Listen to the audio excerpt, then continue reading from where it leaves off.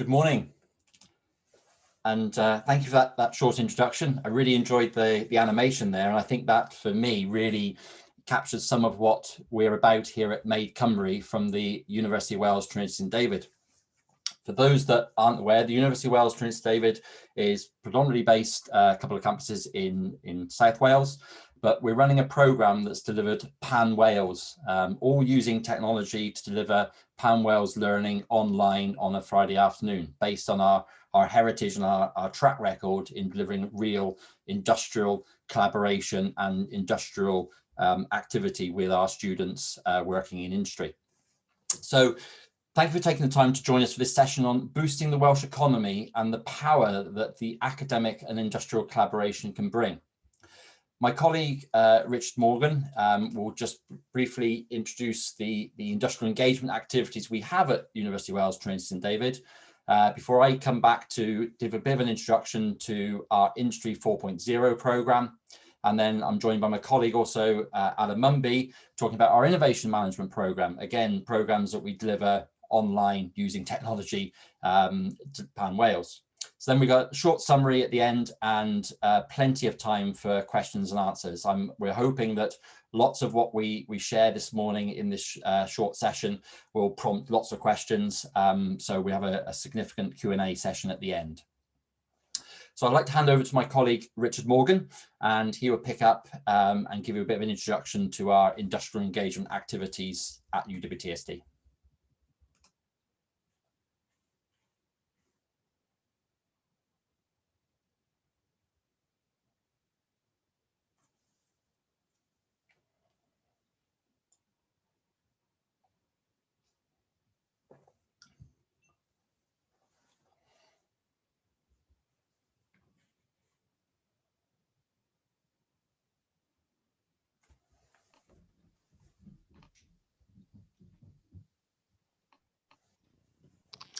Hey, thank you, Graham. Yeah, so as Graham introduced, I'm Richard Morgan, and I'm based within the School of Engineering at University of Wales Trinity St David. And my job today really is to give you a little bit of a background as to sort of the industrial engagement that we're currently involved with, the areas that we're involved with, what works for us, the sort of lessons that we've learnt. And also, I suppose, to give you a little bit of the background as to how we've got to where we've got in this area. So I won't make this a long history, but if we go back to sort of 1998, some of my predecessors developed some bespoke training and educational provision for Ford Motor Company. So really what they were looking at with Ford was developing, working with co-developing a course with Ford to look at things like, content of the program and curriculum development. They were looking at things like assessment strategies, what's the most effective way of assessing and replicating, I suppose, the way that engineers use knowledge in the workplace to make sure that that was appropriate. They were sort of, appropriately prepared, not just with the knowledge, but how to actually apply that knowledge. And also worked with the company in that case on a sort of a delivery mechanism that was fit for purpose as well. So at the time it would have taken around, and I think it still does largely, 5 to 7 years to get a full-time, a part-time, BEng honours under your belt. And Ford were really aiming to take some of their high caliber, people from trade background or from supervisory roles, and to progress them within the company quickly into engineering roles. Rather, I suppose that was really to sort of supplement their sort of intake of graduates. And so we need to develop a program which could be studied in a much shorter period. So we run things like an extended academic year. We developed sort of a 42-week extended academic year.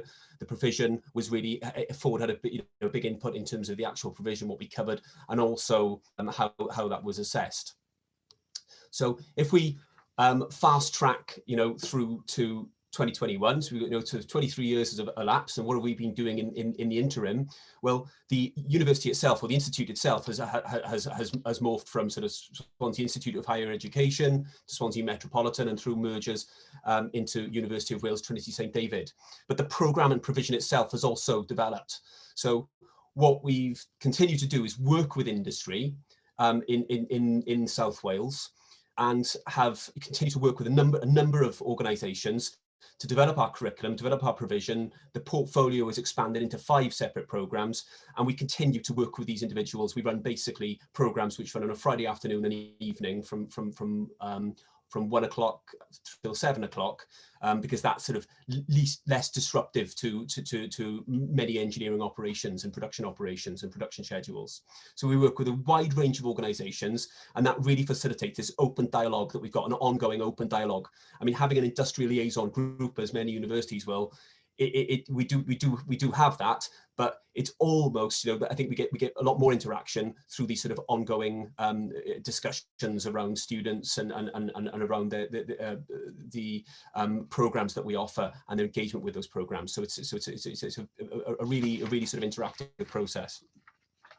So very quickly, what we've ended up with now, we've basically, those part-time provisions have now morphed and been adapted into degree apprenticeships. We've got 5 different pathways that you see there on the left-hand side. We originated with manufacturing systems engineering, and that's now morphed into and been developed into 4 other pathways, either own specialisms. In terms of qualifications, what we're looking at then is developing people either into sort of higher national or into full BEng honours, and many of those programs are accredited to CEng, which is this sort of the almost the highest standard. Well, it is the highest standard an undergraduate degree can be accredited to by a professional body, and we've worked with the Institute of Mechanical Engineers on that. So very quickly, the cohorts that we're looking at are very much all age. Degree apprentices, and the word apprentice, conjures up a certain image, but they really are all age programs. We get a real diverse intake on those programs, people at different levels within organisations, different points in their careers, all looking to develop. And we've got degree apprenticeship liaison officers then that work with the organisations to make sure that the knowledge is working for the organisation, working for the individual, and that they're able to deploy that knowledge in the workplace. And we understand that because we've got a range, quite a wide range of intake from, some people have studied but a long time ago, or they've studied, quite a broad range of precursor subjects. We do pride ourselves in providing lots of sort of support tutorials to enable people to thrive on the programs of study. Delivery continues to be on a 42-week, extended academic year, meaning that students, depending on what they're coming in with in terms of prior qualifications, can get a full, on a part-time basis, get a full degree in 3 years or 4 years, depending on what point of entry they're coming in at. Normally, that's all delivered face-to-face in the IQ building, brand new purpose-built building in Swansea Waterfront, our Swansea Waterfront campus. But clearly, at the moment, everything is online for reasons I certainly don't need to go into. In terms of cost, then, these programs are fully funded through Welsh Government apprenticeships. And the benefits are, some of the organisations are attracting in really, possibly sort of higher calibre candidates into positions, because this acts as an incentive in terms of development. A lot of those organisations, for the most part, are using these mechanisms to develop their existing employees. And what we're finding is it's not just a case that there's a 3-year sort of wait before a student can actually, or an apprentice can start adding value to a project, to an organisation, because of the types of content that we cover, and because of the way that we assess, and we're asking students to apply that knowledge in their assessments to their workplace and their work-based operations. They're able to the companies are seeing benefits to that, very almost immediately, really, level 4, 5, and then into level 6. Now, what we noticed is at level 6, myself and colleagues noticed that a lot of the projects that students were focusing on were adding real value to organisations. We actually totted it up 1 year, and it wasn't unusual to have a final year major project that would basically add, £500,000 worth of value to an organisation. On 1 year, I think Graham and I sort of logged it. I think there was £3.5 million worth of value added as a result of the projects that students were undertaking. These are undergraduate final year projects. So this underpins really some of the thought and the thinking that's gone into our industrial liaison work and our industrial project work. So as probably a good way of demonstrating that is a case study looking at one of our former students, Declan Bale. He originally studied manufacturing systems engineering with us, and for his major project, he was actually supervised by Graham, who you'll hear more from in a moment. And his project was really looking at emulating using digital manufacturing tools and using basically simulating foundry environments using a piece of software called Procast. And really, that was a sort of, it would be a £90,000 worth of investment. And his project really became the business case for that investment. They invested in that, and they haven't looked back. There was a return of investment of under 9 months. Declan continues to be continues to work as a casting now engineer within the organisation. He subsequently studied a lean and agile manufacturing operations course with us, MSc, and he is also bringing us on to the industrial engagement. Now is a company champion, a company supervisor for a European-funded smart expertise project, which we have working with BAW Automation, BAW Precision Engineering, Wall Colmanoy and UWTSD. And that project is looking at digital simulation, optimization and validation of resilient manufacturing process development. So we're looking to use, in basic terms, we're using digital twin type technologies to basically simulate their current state manufacturing process, and then working with automation integrators to model high resolution, detailed, dynamic discrete event simulation models of their possible future state options that are available to them. And we're able to analyze that without putting into a huge amount of data, information, because it's an ongoing project. You're able to, and it's not just a CAD model, a visual, but it allows you to analyze the current state and the possible future states and make really accurate predictions as to what investment is necessary and what it's going to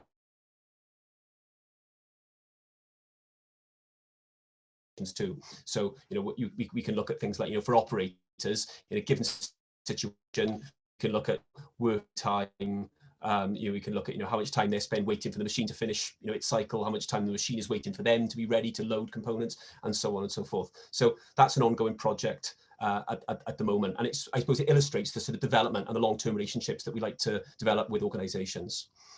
Another project, which is a smart partnership as opposed to a smart expertise project, which is completed, was with Aston Martin Lagonda. So those of you that are observant or fans of Aston Martins will notice that that's not an Aston Martin for non-disclosure reasons. I can't share the actual images from the project itself at this point.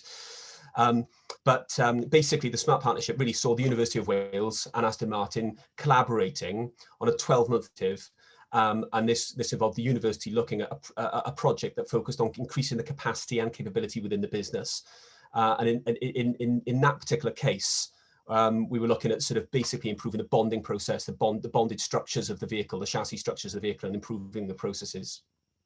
So it basically improving the processes that involved in mapping up bond paths for new vehicles.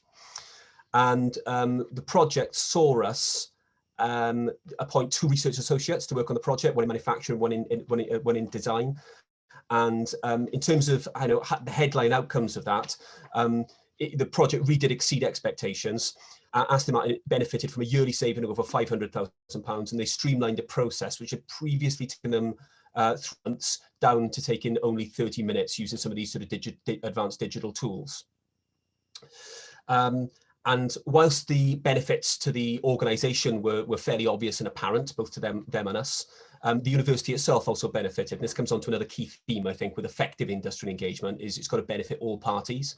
So in terms of the benefit to us, to the university and our learners, it led to sort of co-creation of curriculum for manufacturing undergraduate programs. So there's content that we're embedding that was learning from the project. We've got teaching material and case studies that we were able to develop. We had 2 major industrial projects for undergraduate students. We had spin-out projects, which led on to 3 paid internships for our students to work within the company, and that helped them address some of the staffing shortages they saw as a result of maternity leave and so on. So we really managed to sort of work collaboratively on that, and it was really mutually beneficial. And we had the associates and the company supervisors also came down and offered to deliver some guest lectures for us as well. So income generated from that has been reinvested now, so that we grow that area of activity, and we have been growing that area of activity. So yeah, in terms of staff development for us, it led to us working really closely with this, an iconic British car manufacturer.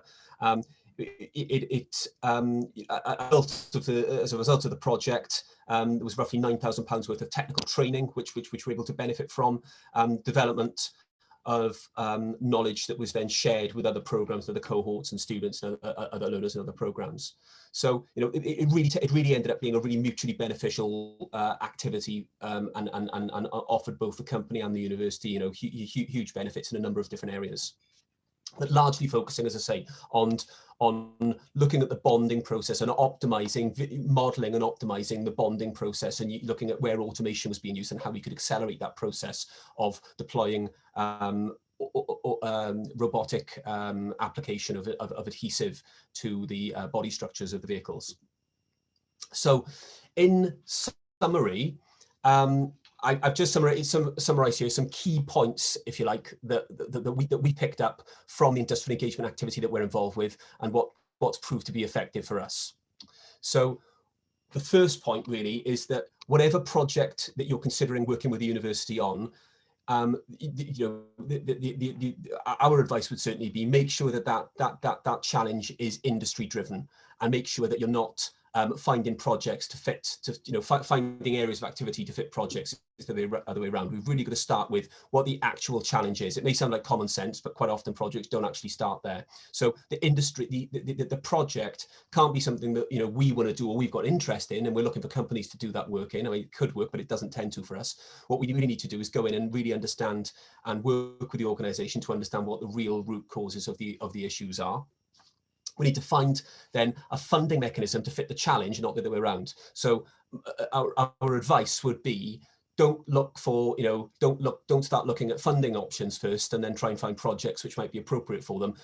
Commit from the other way around. It's far easier to define the challenge, understand the problem, understand the approach that you want to take, and the mechanisms that you want to use to try and fund that can follow on afterwards. Don't get wrapped up in the funding mechanism. Finally, then, you know, well, not finally, but, you know, almost finally, technology is rarely the answer on its own. So many of all the projects that we're looking at rely on techniques, on principles, on approaches which have been around since, you know, in some cases it's the sort of 1970s, 1980s, and really the technology and the sort of real, you know, recent exciting innovations in technology, like the modeling, like the digital twin, like augmented reality and virtual reality that we're using on some of the projects, those really are technologies which help to accelerate, improve the resolution and the accuracy and the timescales in terms of what, in terms of completing projects and undertaking projects successfully. So they can enhance projects, but the technology, it alone is rarely the answer on its own. It's got to be, you've got to use that within context. And from the point of view of the university, you know, we're not afraid, you know, we would encourage, you know, anyone involved in this really not to signpost where appropriate. You know, we don't, you know, we as a university and as a department don't do everything. And so, you know, I think it's really important to sort of signpost to others really when the project falls outside the remit, your remit and your area of expertise. So that's something which is a really useful service that I think that universities are able to provide, as well as to signpost to appropriate institutions who might be able to support what you're actually interested in. Then we've got, you know, really it's building long-term relationships. As you can probably see from what I've said so far, building long-term relationships is really the key here, and something that we're really keen to do. The projects tend to yield further projects and spin-off projects and spin-off opportunities. And so I think it's building those long-term relationships really helps both the organisation, both industry and the university. And then cross-disciplinary approaches we found are becoming increasingly beneficial as well. So I won't go into details, but we've got examples where engineering have worked and are working with our psychology department on areas such as sensory perceived quality, where you've got a real overlap between those two disciplines to try and deliver an effective outcome for a partner. And then finally, I would say, you know, I probably don't need to expand much on this because I've mentioned this really, but collaboration at its best, industrial and university collaboration at its best, is really mutually beneficial. It's really where the opportunities that you know are there for both the employer, both for the industrial partner and the university, and those tend to be the ones that really work out very well and lead on to really successful outcomes. So. Yeah, that's all from me. I'm going to hand over to Graham. Brilliant. Thank you, Richard. I think if I remember back to the first conversations we had with Aston Martin, was all based around that industry need and what was their biggest challenge. I think when we asked them that question, what was their biggest challenge in a particular area, led us to lots of head scratching before we started on that journey with them, which delivered a fantastic result for Wales in terms of the benefits to the St Athan plant, saving, let's say, £500,000 a year, and taking that learning now back into their facility in Gaydon as well. I don't know if Richard, you can stop sharing a moment and I will then be able to share my screen. Thank you.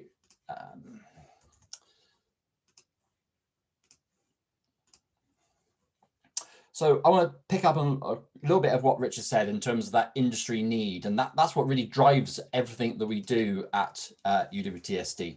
The whole MADE program came from that industry need, that translational gap really between the technology, building the skills in, and deployment in industry. I've got to say, the fantastic support we do enjoy, I think, in terms of the smart expertise, smart partnerships, and all those projects in terms of Welsh Government support, it needs to be recognised, I think, as well. So we're looking at Industry 4, advanced manufacturing, and we started from the point of view of, you can find lots of slides like this that sort of detail the Industry 1, Industry 2, Industry 3, Industry 4.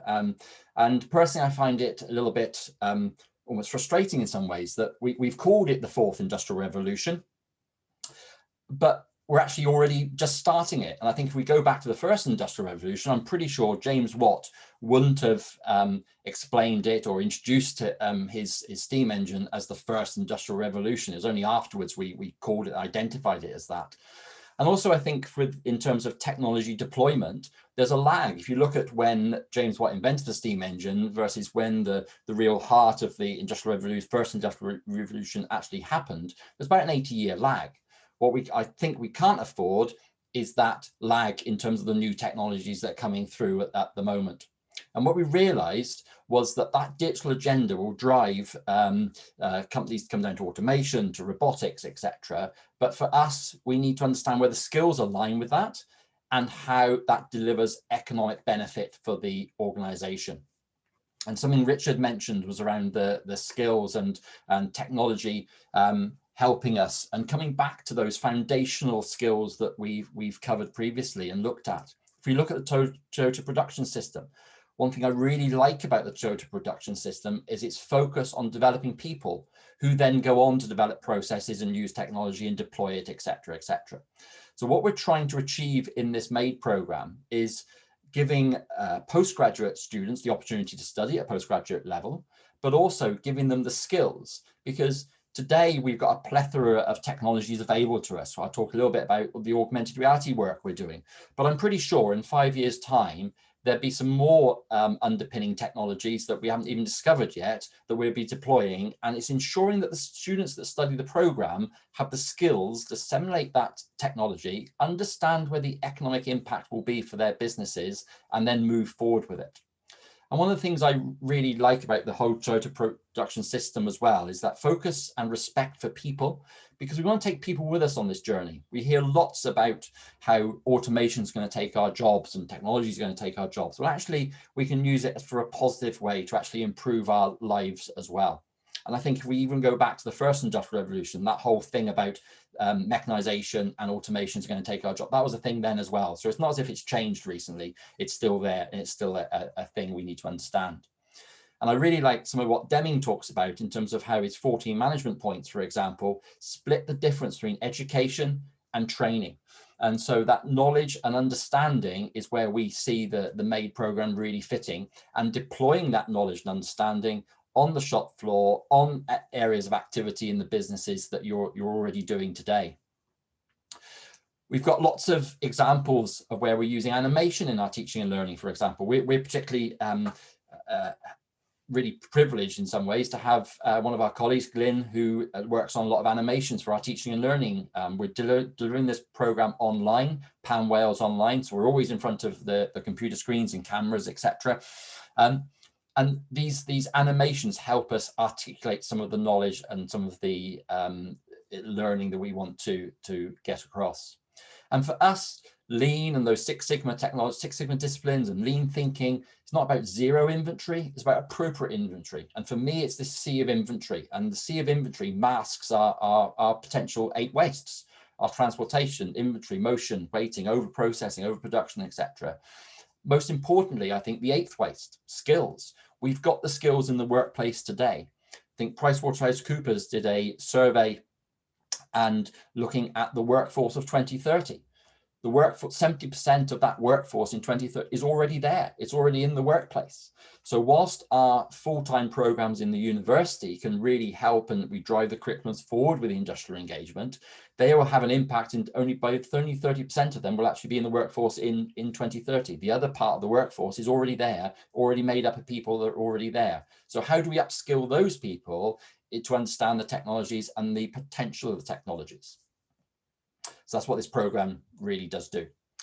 And I quite like this slide because this for me really sums up Industry 4, because it means different things to different people. And I will talk a little bit about virtual reality, some of the stuff we're doing there in terms of the projects, etc. Some of the augmented reality work we've just done with Avanade, for example. But it means different things to different people. And that's the real key element of this. And understanding that and understanding which bit of the technology you could deploy in your businesses today and which is going to have the most economic impact for you.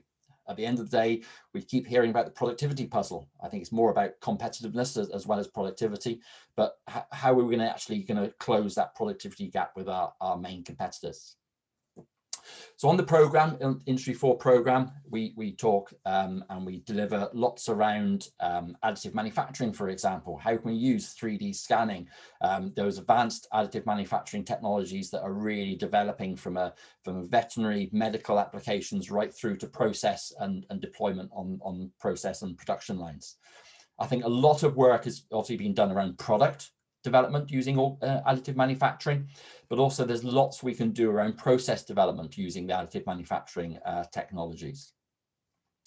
We talk about big data, data analytics. I heard the other day that I think it was Mercedes Formula One, the engine side of the team, they're collecting data on race weekends, but they don't yet have the tool to analyze all that data. But they know that in 12 months' time, they probably will. So they're collecting the data already, knowing that they will have a technology available to them in the future to be able to analyze that massive data they're collecting. The amount of data that's been collected from Rolls-Royce, we've got some students that did projects with us previously from Rolls-Royce, where they were collecting data from the engines, the transatlantic flights to America, 1 trillion bytes of data being collected from every engine and every flight. There's masses of data. What are we going to do with it all? It's costing us a lot of money to get it. Where are we getting the value from it? And that's part of the program in terms of understanding how we can use that data to better effect. We've got an advanced machining center in the university, and we've got some technologies there that we can pull out the data from those machines. But how are we using it? How is it informing? How is it making our thought processes and our decisions much more beneficial to the organization? And for me, then, it's about how we pull those two things together, the Industry 4 technologies with the Lean Six Sigma disciplines that we all know and love as well. And they all have a part to play and bring that together into one tool set for the students to be able to deploy in their businesses. Mentioned some virtual reality, trying to bring to manufacturing, open the students' eyes to what we can do in virtual reality. I've been involved in too many, I guess, changeovers in manufacturing. We were doing engineering change, for example. We do a stock build for 4 weeks. We give ourselves a 3-4 week window to do a particular change on a manufacturing line, only to find 3.5 weeks in that we've got a problem with a piece of kit. It doesn't interface with the other piece of legacy kit that we've got. Suddenly we've got a problem. We still got a customer supply products too on Monday morning, and it's late on the Friday afternoon. So we throw more resource at it. We work weekends, etc., and generally solve the problem. But what happens if we could get to that problem? We don't need to get to that stage. What happens if we could do some simulation, do what Richard was talking about, discrete event simulation, start to understand that process a little bit better, even going as far as online commissioning before we actually touch any metalwork and disrupt customer orders, disrupt production lines, etc. The work we've just finished with Avanade, all around remote assist. I don't think any of us expected to be in the current environment we're operating in, but some of the technologies have been used with HoloLens 2s. We've got a couple of HoloLens 2s, and where we could use the user guides and the augmented realities to remote assist. We're looking at also from teaching and learning perspective and how we can accelerate that teaching and learning journey for our students using some of these new technologies. There's some, I think we just scratched the surface of what we can actually do. It's a whole minefield of what we can do and how we can benefit industry, how we can benefit society by using some of these technologies. One key aspect of the programme is Pan Wales.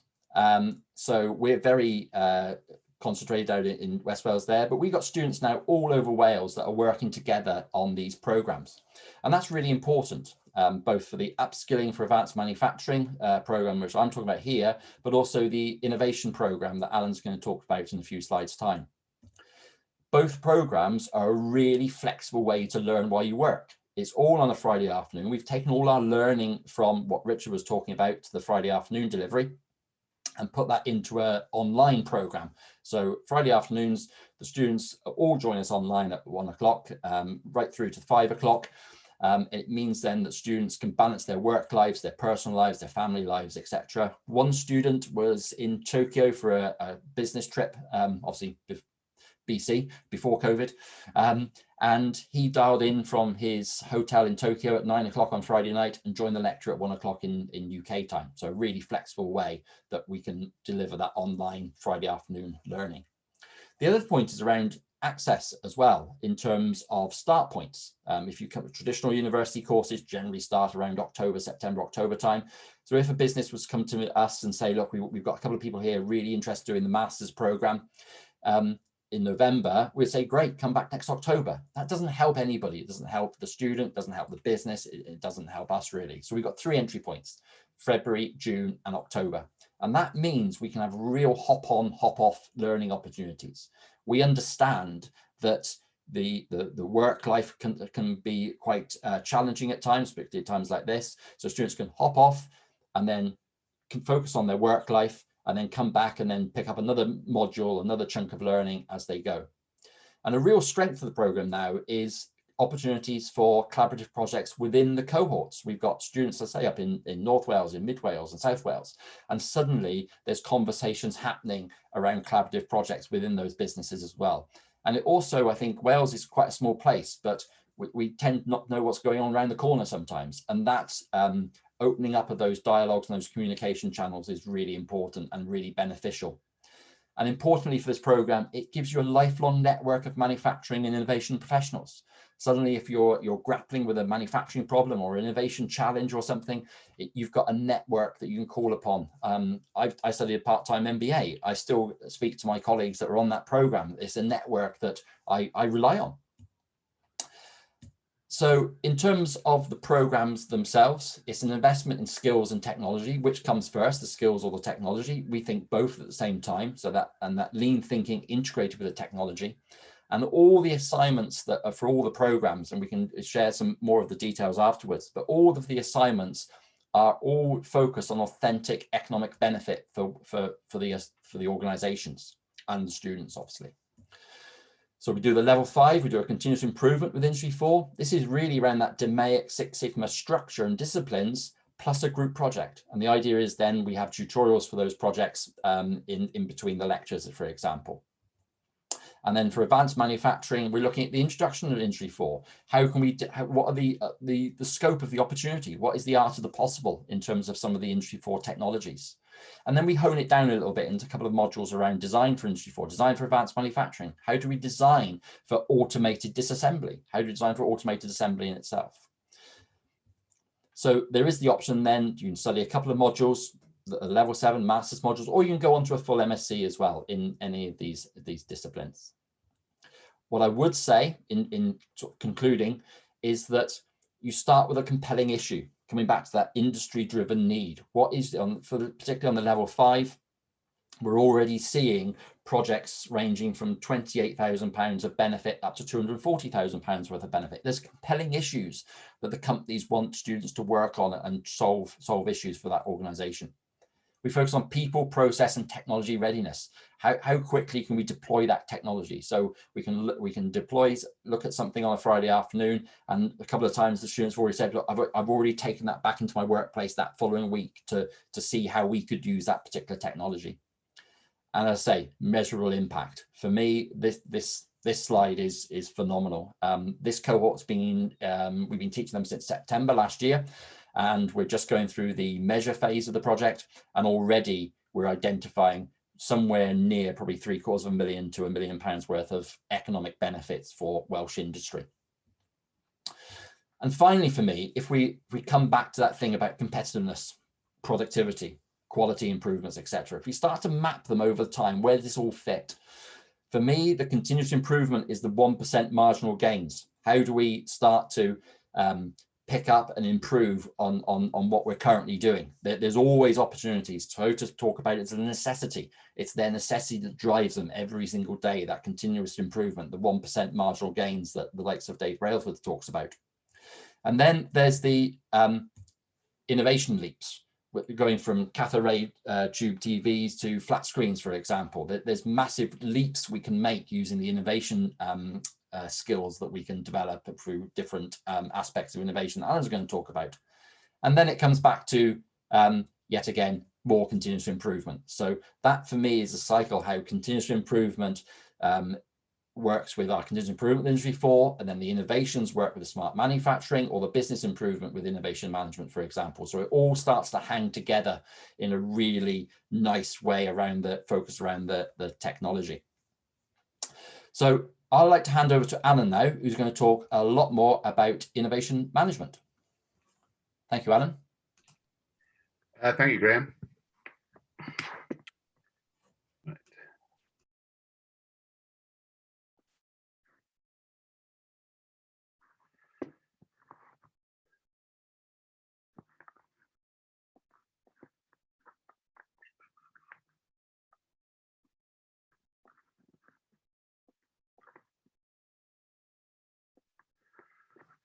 Okay, hello. Yeah, I'm Alan Mumby. My background is I'm a product designer, but I've been involved in product design and new product development, innovation for quite a long time. So I've been brought in to teach on the innovation program. And to put that in perspective, it's never such a bad idea to sort of like consider what innovation is and why does it matter.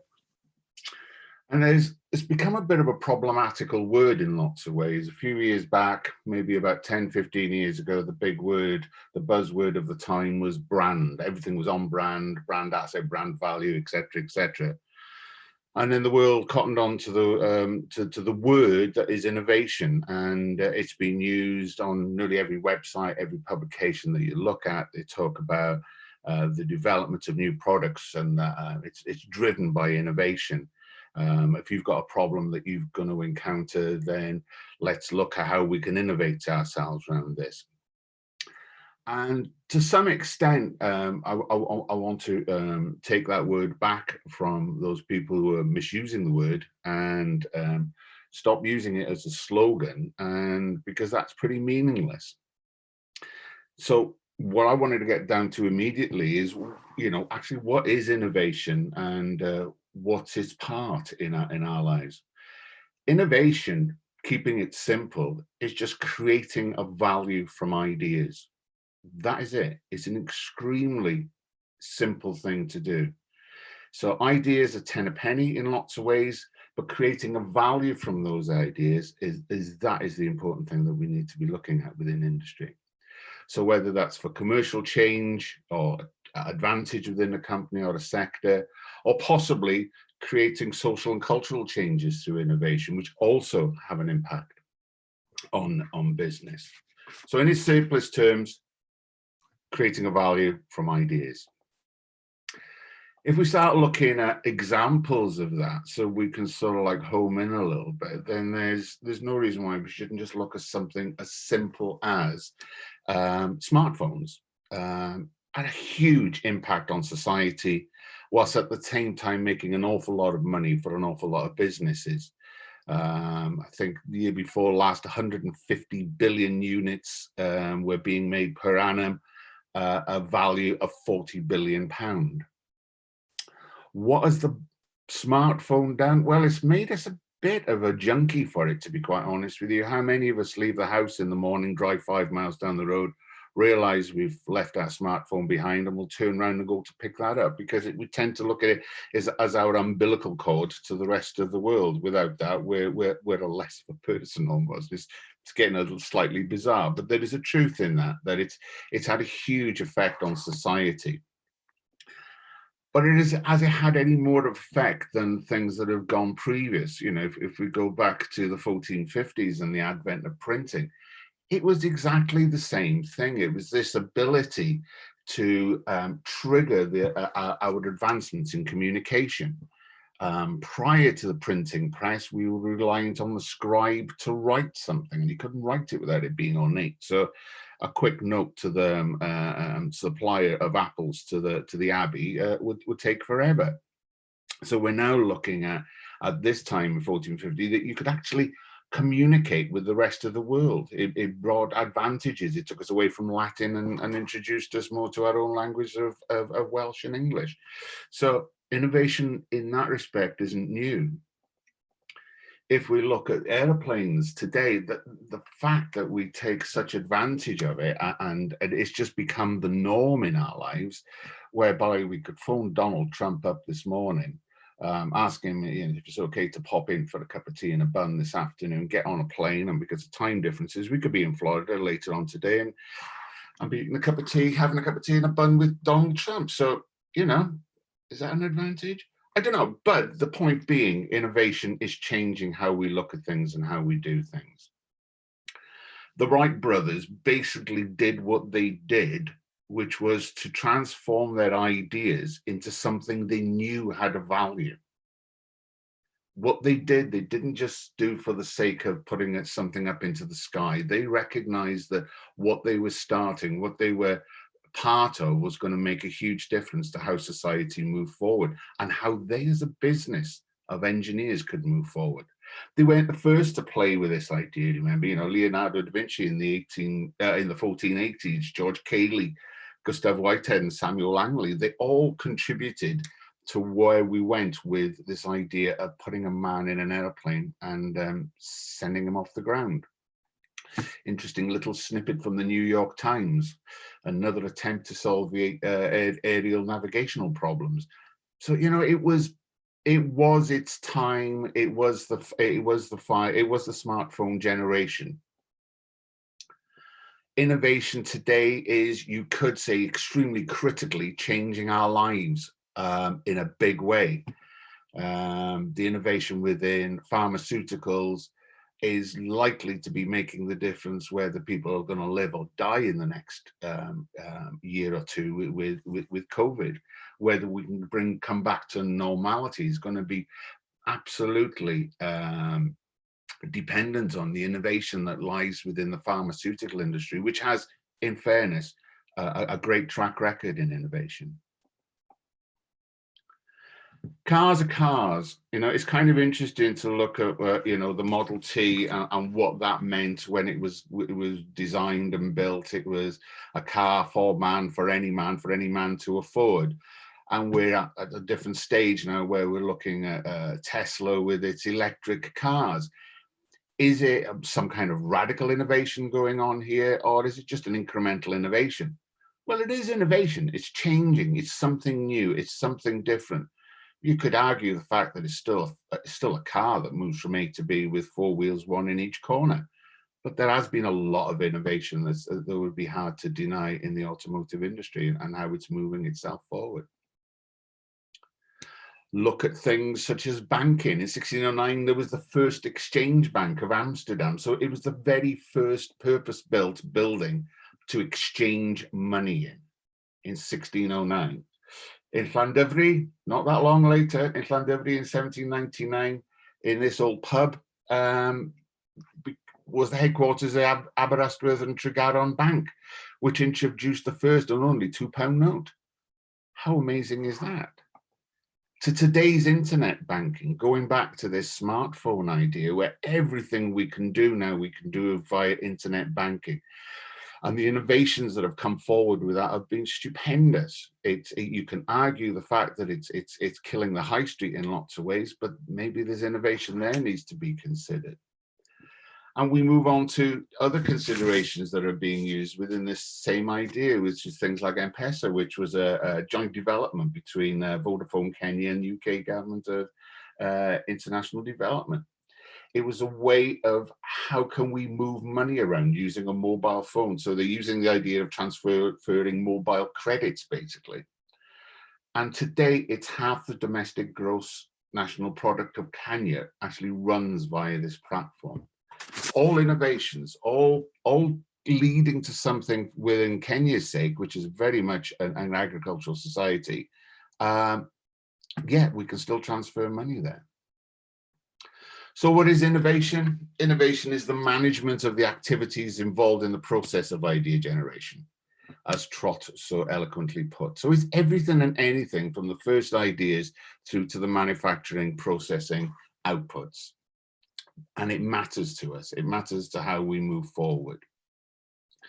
So if we look at the kind of areas of innovation focus that we're considering and we're working on with our students, we're looking at product innovation. We're looking at process innovation, organizational innovation, management innovation, and utilizing such standards as ISO 9000 and ISO 56000. Production innovation and the approaches that are being made there. Service innovation, sort of like something that people are now starting to realize has a massive value to every company, not just the manufacturing sector. Commercial innovation. But let's keep things simple for now and just head for 4 areas which I think are actually worth considering. Product or service innovation, where we're looking at the changes in the design of things for companies or organizations. The process innovation, changes in the way products and services are actually created, delivered, built, and the processes in which we move them through. Positional changes.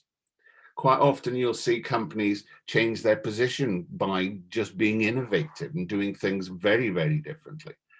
And then of course there's the paradigm innovation, where we look at the underlying mental models that exist in and around in a company. And if I give you an example of this, I think it would be worth considering. Laszlo Biro, an Argentinian with Hungarian ancestry, took his innovation, his design of his pen, to the Budapest International Fair, which, as we can see, was the Biro pen. In 1945, Marcel Bich bought the pen and took control of the patent, and so started to look at what he was going to do with the pen. And his first thoughts were in and around a paradigm shift in how we look and develop the products that we have. They'd done well with the pen. They were massive aggressive marketing. They'd pushed the pen out to be the fastest selling, the most dominant product and most reliable pen in the world. It was amazing how they moved it forward. But he wanted to see what else they were. And he started to ask the question of the company, are we designers and manufacturers of plastic cheap pens? Or are we the makers of precision injection molded parts and products? Doing that, we start to shift the paradigm accordingly. So we're starting to say, no, actually, we're not just pen manufacturers. We're actually good design precision engineers. So they started to look at product innovation, started to develop the Bic cigarette lighter and the Bic razor for men. Probably around about that time I started growing a beard, I think. They started to look at process innovation, where they were saying, okay, well, it's not just pens we can do. We can start looking at the lighters, we can start looking at the razor blades, and we can start looking at how we change the manufacturing process to do these. We had to make them faster, much quicker, much cheaper. So the process was changed via innovation. The positional change continued as they started to look at more gender-specific groups or age-specific groups for their products. So they started making other things, which just became part of this huge mega world of Bic products, with the revenue that it has today of just over 2 billion euros, which is quite amazing. They haven't always got things right. I can remember a few years ago, they introduced the Bic pen for her, which was, I can remember the office I was working in at the time, which was probably predominantly women working in the company. They took great pleasure in taking these pens and treading on them. They didn't like the idea that somebody should design a pen specifically for them. It was a vulgar attempt at very, very bad marketing. And it went on, and their biggest claim to fame then became that they ended up in the Museum of Failure in Sweden. But that's okay. Everybody's allowed innovation failures. It's the positive ones that make the difference. So where does all this start? Where does it live? Well, from a strategy point of view, you've got to be able to project the firm. You've got to be able to look at what you're going to be doing 2, 3, 4, 5, 10 years time. The reality projection also looks at knowing how to surround yourself with a great team. You've got to be able to have some kind of financial agility to move from one area to another. Mastering the concept of intellectual property might be something you're going to have to consider. Generating new ideas. The development of innovation is about generating those ideas. Where do the ideas come from? Well, there's all sorts of ways in which you can generate via techniques, but some of the simplest things are just by encouraging R&D within the company, looking at what customers are doing, considering what competitors are doing, and constantly looking at the market sector trends that are in and around the area in which you work. Project management, much maligned, but absolutely essential when it comes to moving a project forward, an innovation project, whether it's an incremental change within the design of a product or a process, or whether it's something actually more dynamic. We've got to be able to look at the financial and technical resources, the amount of time and space that are needed. So effective management is absolutely essential. Design is going to be a part of it. There are very few things that come to fruition virtually or real that don't have a design aspect in it. And these are things that you need to consider. Where will design be best used? How will it make the product move forward, become more available, etc., etc. Human resources management. It's not a term I particularly like. It makes it sound as if we've got people in little bags and we pull them out as and when we need them. But it's about the people in your company. The most important thing that you have. Encouraging risk-taking, developing internal skills and managing change are all really necessary things. There is an amount of planning and there is an amount of organizing and there is an amount of coordinating. A large amount of leadership, inspiration, motivation and encouragement needs to come into place. Knowledge management, not to be overlooked. There's lots of things that need to be done when developing a product. So where does all this fit? Where does innovation actually lie? Well, it's actually an across the company activity. And it actually links all these elements together and becomes an innovation focus, which is across all areas. It has to be. It's not, it doesn't live in engineering. It doesn't live in design. It lives across the company. And what we've done in the last couple of years is develop a couple of programs which you think would help companies develop their ideas through and making better products and services. So we've got a two module short course focusing on innovation management and product development, looking at types of innovation, looking at the barriers of innovation, how to measure it, what is open innovation, looking at service innovation. New product development, we look at the business models for NPD, we look at the market intelligence which drives NPD, we consider the circular economy and where does new product development fit into that. So quite a lot of different things. And who should come on the course? Well, basically, if we look at the cohort who started this autumn, yes, we had product development managers, we had some product designers, some operational managers, some manufacturing engineers came on the course, but we also had marketing managers, textile designers, surface designers, financial managers, industrial chemists, and believe it or not, a stratigrapher, micropaleontologist. Yeah, that is a job. So it's open for anybody. That is very much where innovation is. Thank you very much.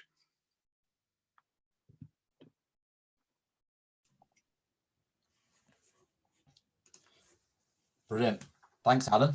And I think we're going to just go straight to some questions that I think Lisa is has got available. Just let me. Yeah, there's a few come through on the chat function. So there were some questions about the funding for the programme, which I've just popped a note on to explain that at the moment the master's programmes are all fully funded for eligible companies, and obviously we'd be happy to have anyone who might be interested.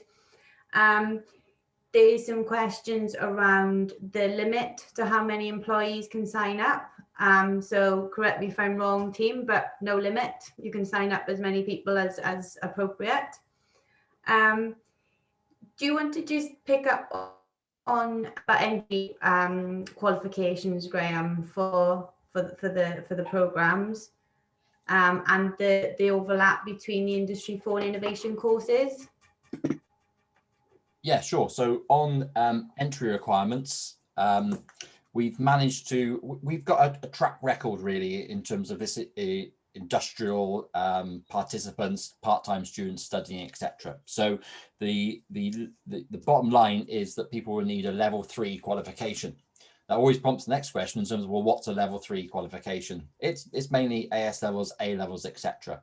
We take on board then the challenge in terms of supporting the student fully during that journey. So if the student comes onto the master's program, perhaps they've got a real strong industrial background in the particular area, for example. So we take on board that there's an academic student journey to go alongside it as well. But the point is, I think, as well with it, is that you can just study just 2 modules. And I've just shared on the screen there the level 7 business improvement and innovation management, the 2 module short course that Alan's just mentioned, or the 2 modules smart manufacturing and industry 4 2 module course. They're all part of our master's program. You can just try it and see, and just take that sort of modular approach and just do a couple of modules. Then, as I say, we're looking for a level 3 qualification. But the important thing, I think, is to have a conversation with us as well about your backgrounds and your experiences and what you bring to the cohort as well, because what we do find is that sharing the expertise within the cohort as well is a phenomenally valuable asset, and it makes life really rich for us in terms of teaching on a Friday afternoon. I think in terms of the fully funded offer, I think it's almost a no-brainer really. It's just one other element we take away. We're really appreciative that the industry is facing some significant challenges right now, and that full funding offer means that it takes just another barrier away from engaging with that upskilling process that we can help with. And I think for me, the 2 programs really work together in terms of the innovation program. So the innovation program can include the Industry 4 module, for example, and equally we get manufacturing people to do an introduction to innovation. So we get that cross-disciplinary approach, because like Alan says, it doesn't sit in one place or the other. It's a joined up approach across organizations, across businesses, across multiple organizations, for example. Brilliant, thanks, Graham. There's a few questions as well about sort of the differences between level 5 and level 7 and the length of time. I think we'd encourage, wouldn't we, for people to just talk to us individually, really. You know, there's different reasons, pros and cons for doing those, depending on the individual kind of organisation and person as well. So we've got a stand in the exhibition area. We're available all day between the teams. So if anybody wanted to book an appointment or jump on to the stand and have a chat with us, we can talk to you individually about that. Absolutely, because I think the whole team's here, so I'm just conscious of the time. So I know that Jamie is one of my colleagues that has joined us. He delivers some of the Industry 4, Advanced Industry 4 and Introduction to Industry 4 modules. So yeah, please arrange a time to come and talk to us about the details in each module. Brilliant. Fantastic. Can't see any more questions. I think we answered everything that's been sent through. And like I say, you know, we're available all day on the stand, so just come and have a chat to us. We'd love to hear from you. Brilliant. Thank you. Thanks, guys. Thanks, everyone. Thank you for joining the Emerging Tech Fest. Join us again on our virtual live sessions or watch us on playback anytime, anywhere.